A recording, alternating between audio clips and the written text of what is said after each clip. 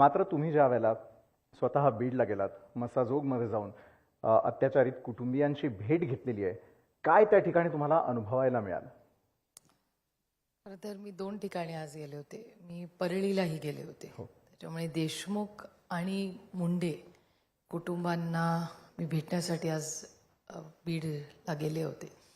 प्रचंड अस्वस्थ करणारी अशी ती घटना, दोन्ही घटना आहेत.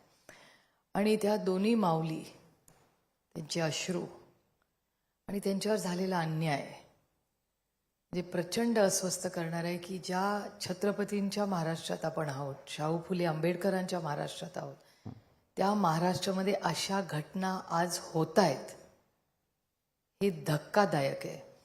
आणि खरं तर ह्या दुसरी घटना जी झाली त्याच्यामुळे पहिली घटना म्हणजे आधी परळीतली घटना झाली मुंडे कुटुंबाची, त्याच्यानंतर देशमुखांच्याकडे जी हत्या झाली, क्रूर हत्या झाली, आणि त्याच्यानंतर ह्या दोन्ही गोष्टी ज्या पद्धतीने बाहेर आलेल्या आहेत त्याच्यातून बऱ्याच गोष्टी ज्या बीडमध्ये अनेक वर्ष होत होत्या त्या लोकांच्या समोर आल्या.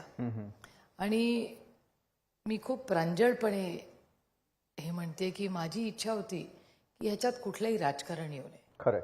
आणि आदरणीय पवारसाहेब पहिल्यांदा तिथे जाऊन आले होते.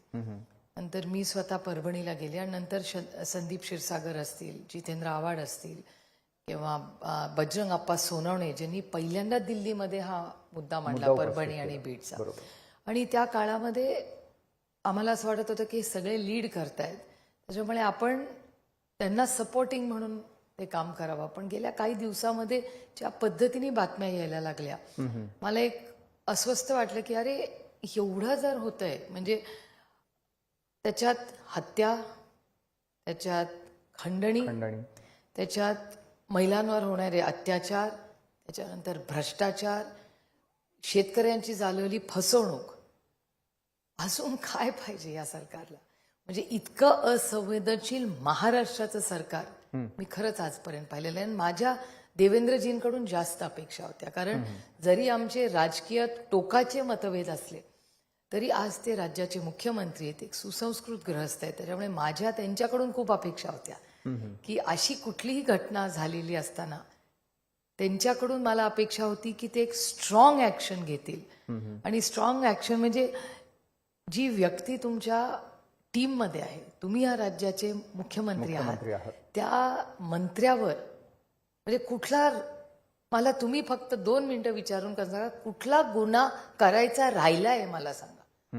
आणि आरोप मी केलेच नाही आहेत. मी तुमच्या सगळ्या चॅनल